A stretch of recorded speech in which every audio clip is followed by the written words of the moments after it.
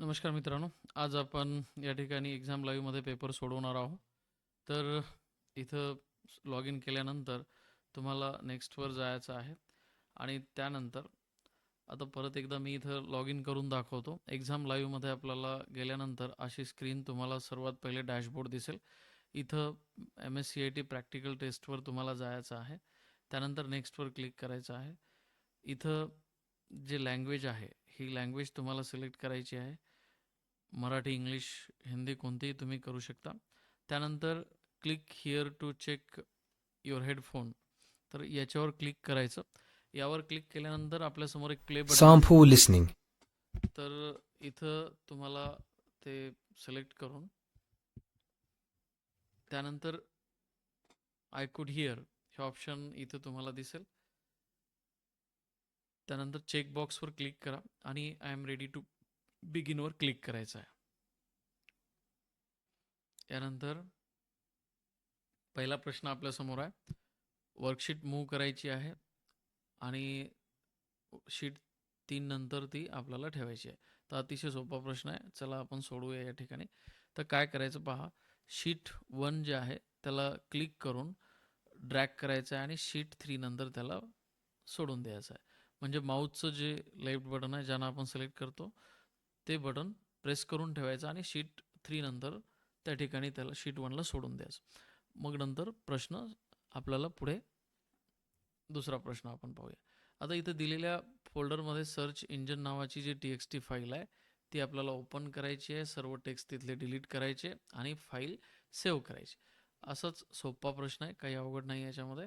तर TXT file जी आहे search engine नावाची ती आपल्याला शोधायची आहे. तर आपण स्टार्ट करूया.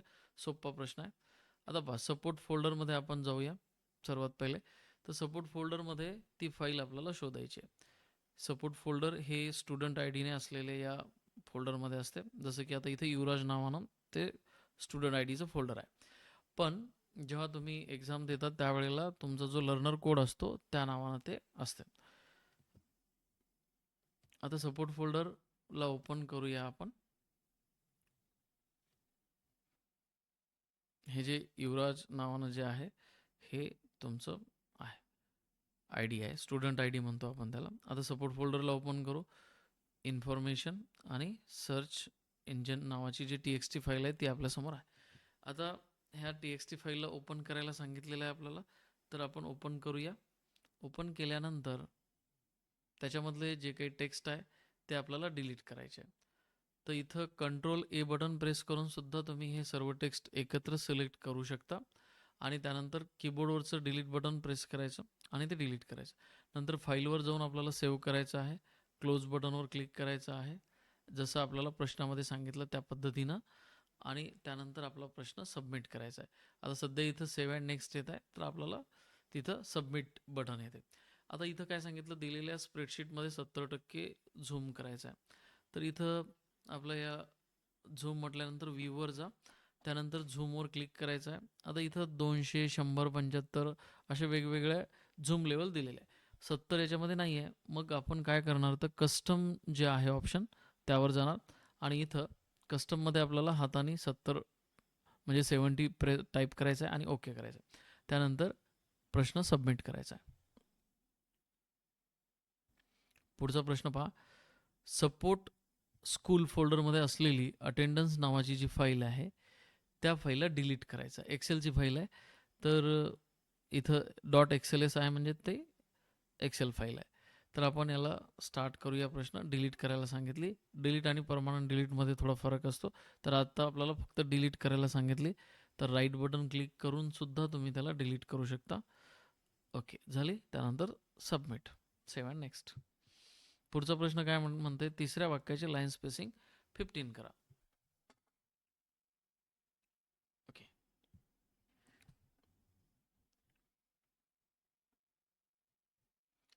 या ठिकाणी तिसरं वाक्य सिलेक्ट केलं. लाईन स्पेसिंग आपल्याला इथून घ्यायचं आहे आणि आता इथं बघा 15 आणि 5 दोन आहे या ठिकाणी, तर कन्फ्युजन झालं नाही पाहिजे. परीक्षा सोडवताना घाईघाईमध्ये ते होण्याची पॉसिबिलिटी राहते. तर 1.5 करायला सांगितलेलं आहे, तर 1.5 करायचं आहे आपल्याला.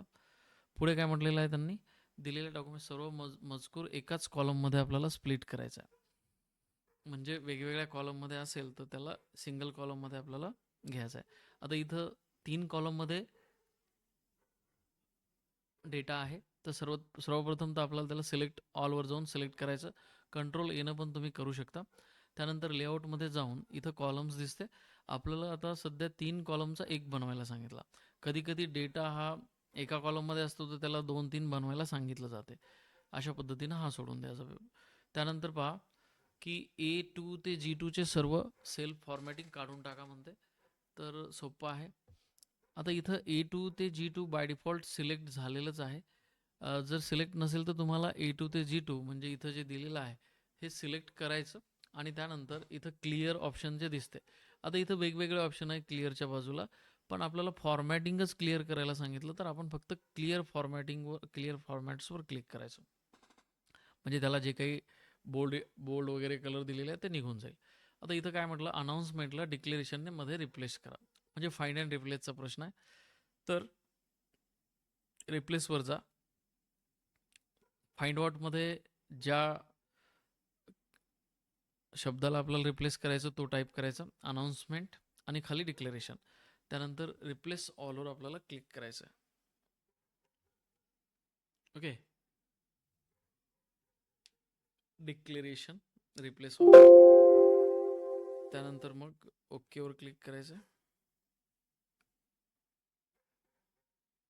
आणि सेव्ह अँड नेक्स्ट किंवा सबमिट.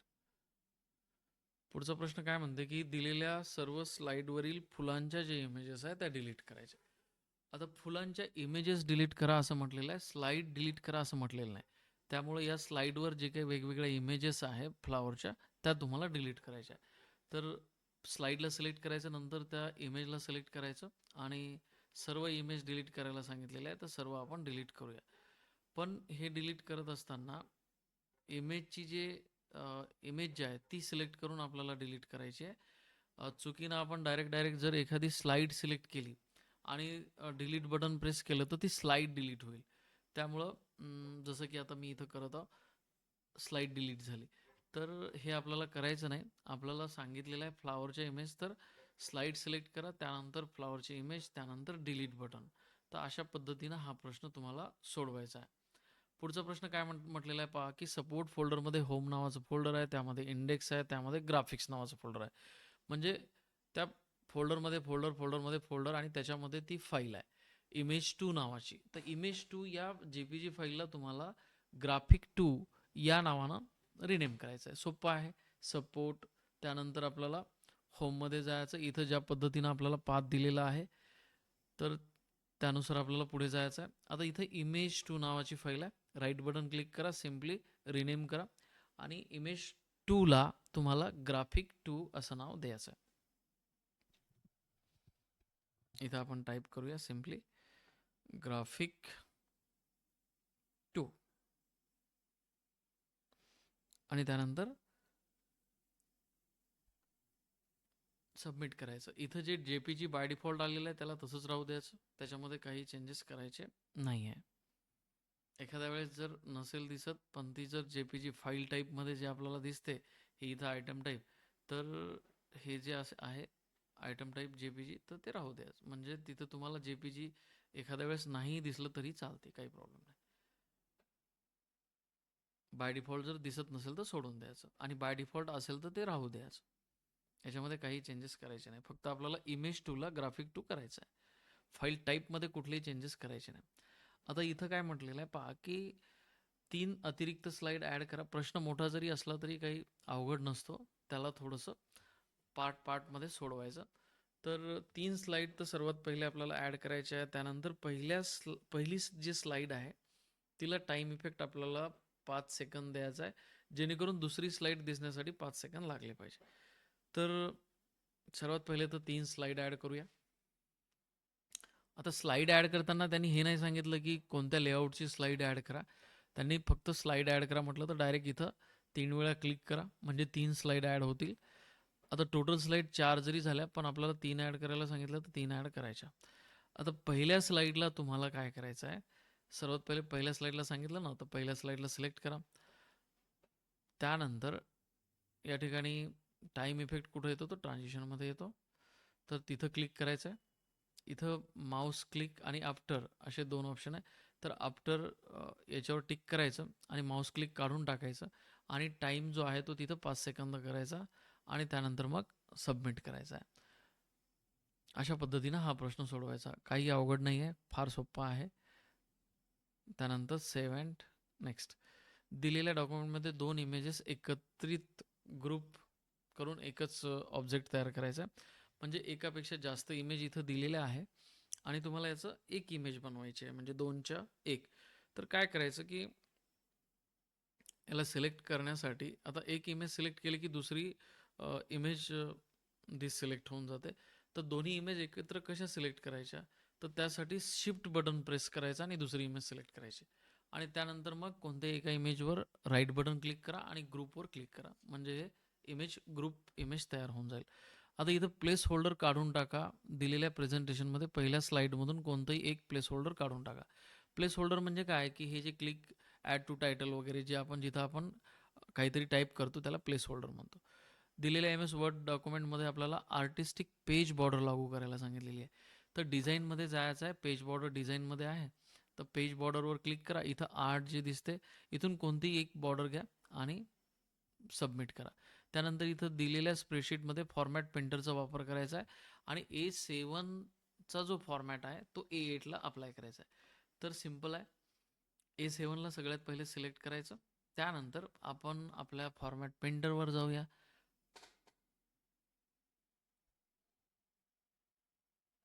आणि त्यानंतर F8वर क्लिक करायचं आणि नंतर सबमिट करायचं. सोपा प्रश्न आहे.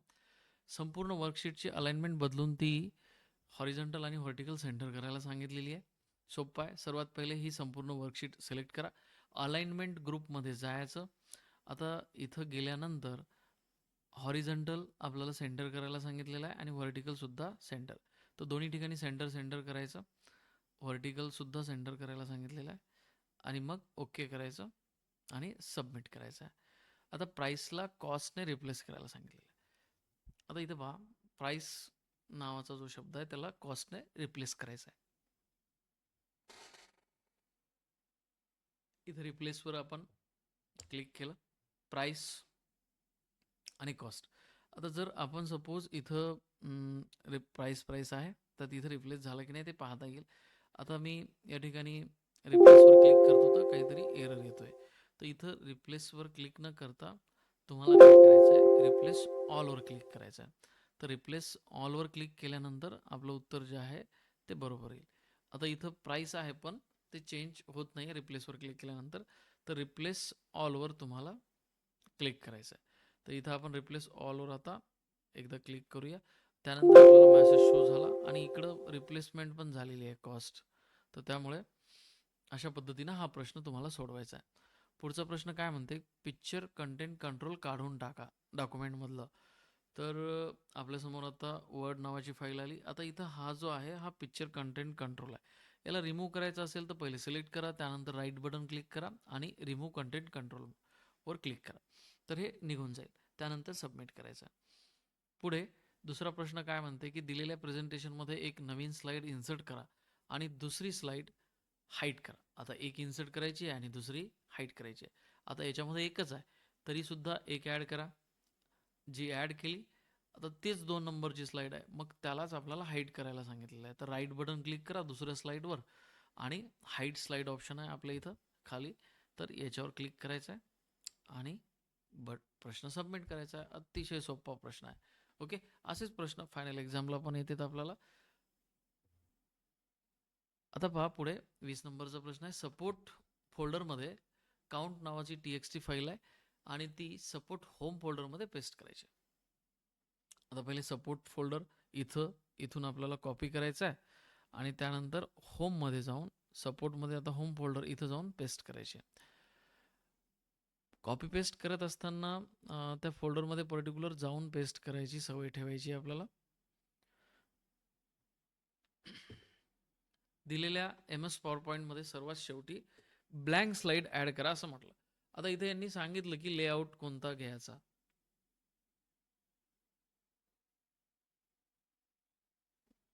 तर ब्लँक सांगितलं तर ब्लँक घ्यायचा आहे. दिलेल्या डॉक्युमेंटला लाईट ग्रीन पेज कलर द्यायचा आहे. सोप्पा आहे अतिशय. डिझाईनमध्ये जायचं, त्यानंतर पेज कलर्सवर जायचं. इथं 2 आहे, एक डार्क ग्रीन आहे, एक लाईट ग्रीन आहे. तर डार्क ग्रीन न घेता आपल्याला लाईट ग्रीन घ्यायचं. तिथे गेल्यानंतर नावसुद्धा येते आणि नंतर सबमिट करायचं. कॅल्क्युलेटरला कॉम्प्युटर TXT नावाने रिनेम करायचं. आता वेब फोल्डरमध्ये दिलेली जी काही फाईल आहे, त्या फाईलमध्ये कॅल्क्युलेटर नावाची फाईल आहे, त्याला कॉम्प्युटर नावानं आपल्याला काय करायचं आहे, रिनेम करायचं आहे. तर राईट बटन क्लिक करा, रिनेमवर क्लिक करा. कॅल्क्युलेटरला कॉम्प्युटर नावानं आपण रिनेम करणार आहोत. अतिशय सोपं आहे. प्रॅक्टिस केलं तर खूप सोपं आहे, अदरवाईज नाही. आता बॉटम मार्जिन जी आहे ती 1.5 इंच करायची आहे. करूया. लेआउटमध्ये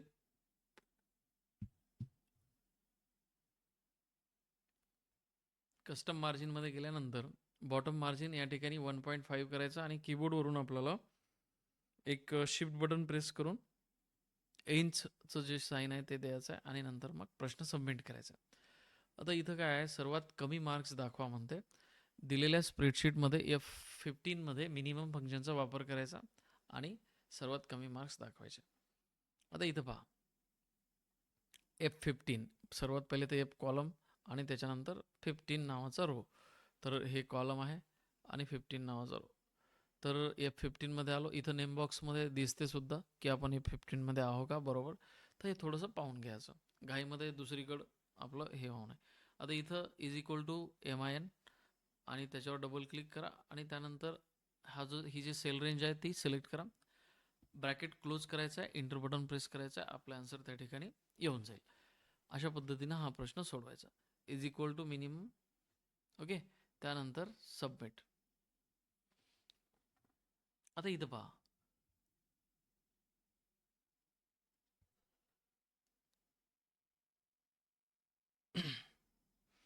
इथं this summer help your child हा जो पॅराग्राफ सिलेक्ट करायला सांगितलेला आहे तुम्हाला, आणि याची जी साईज आहे पॅराग्राफची साईज ही 16 PT सेट करा असं सांगितलेलं आहे. तर हा पॅराग्राफ पूर्ण सिलेक्ट करायचा आहे आणि त्यानंतर इथे आपल्याला याची जी साईज आहे 16 PT करायची आहे. तर सिम्पल आहे. त्यानंतर इकडं आपण क्लिक करू, याला सिलेक्ट केलेलं आहे.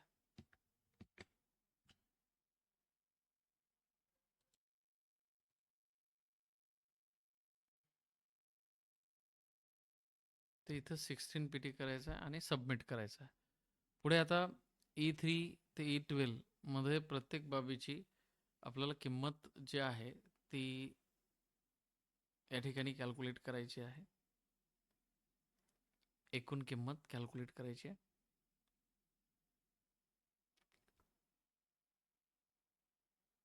आता पहा, इथं आपल्याला सेल रेंज दिलेली आहे E3 ते E12. आता क्वांटिटी आणि प्राईस हे 2 कॉलम C आणि D मध्ये दिलेले आहे आणि टोटल प्राईसमध्ये आपल्याला काय करावं लागेल की या दोन्हीचा गुणाकार. तर इथं आपल्याला फॉर्म्युला जो द्यायचा आहे प्रोडक्ट आणि त्यानंतर या दोनवर असं सिलेक्ट करायचं आहे. दोन्ही ज्या सेलमध्ये आपली क्वांटिटी आणि प्राईस आहे त्याला सिलेक्ट करून इंटर बटन प्रेस करायचं आणि या कॉर्नरला ज्यावेळेस आपला कॉलम माऊस छोटा होतो त्यावेळेस ते क्लिक करायचं. आता पुढचा प्रश्न,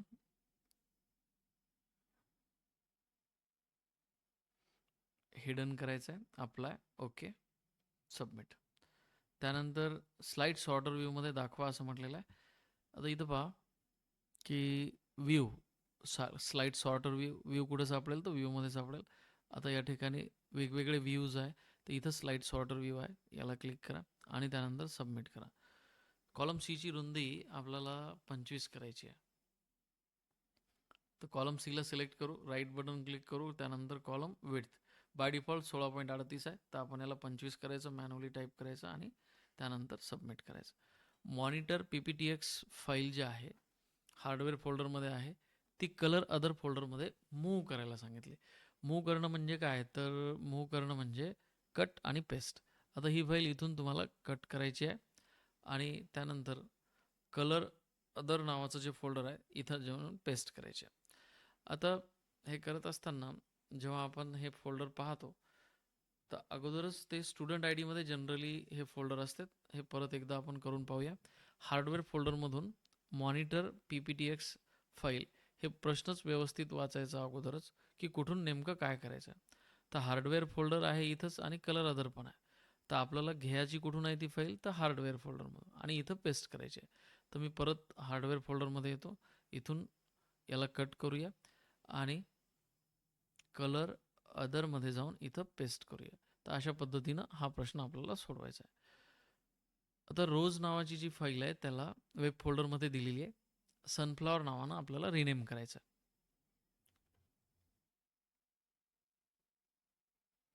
राईट बटन क्लिक करा, रिनेमवर क्लिक करा आणि सनफ्लॉवर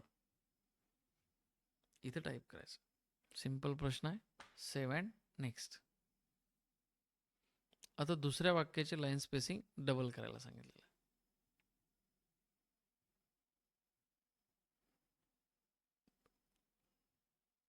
इथून आता डबल नावाचं नाही आहे, तर आपण याला एक काम करूया. पॅरेग्राफमध्ये जाऊया. त्यानंतर इथं स्पेसिंग दिलेलं आहे.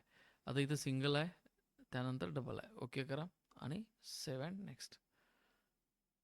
प्रश्न 34वा. 2 ब्लँक स्लाईड आपल्याला ॲड करायचे आहे. पुश स्लाईड ट्रान्झिशन इफेक्ट आपल्याला फ्रॉम बॉटम व्हेरिएशन सोबत द्यायचा आहे. तर इथं स्लाईड ॲड करायला सांगितलं ब्लँक, तर आपण इथं लेआउट ब्लँकच घ्यायचं.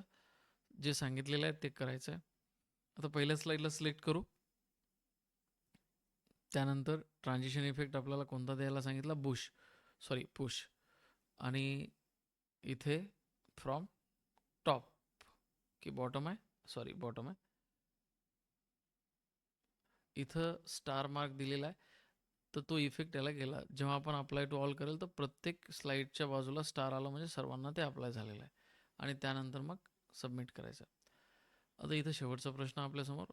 आता तुमचा फोटो जो आहे पिक्चर कंट्रोलमध्ये समाविष्ट करायचा आहे. तर डॉक्युमेंटच्या सुरुवातीला तुम्हाला पिक्चर कंटेंट कंट्रोल त्या ठिकाणी समाविष्ट करायचा आहे. तर त्यासाठी डेव्हलपर टॅब आपल्या वर्डमध्ये असला पाहिजे. जर डेव्हलपर टॅब एखाद्या वेळेस नसेल तर तुम्हाला तो ॲड पण करता येतो. तर त्यासाठी तुम्ही इथं फाईल टॅबमध्ये जाऊन इथं कस्टमाइज रिबनवर जायचं आणि इथं डेव्हलपर टॅब इथं टिक असलं पाहिजे. टिक असला तर डेव्हलपर टॅब आपल्याला दिसतो आणि हे टिक नसेल तर दिसणार नाही. आता आपल्याकडं तो आहे.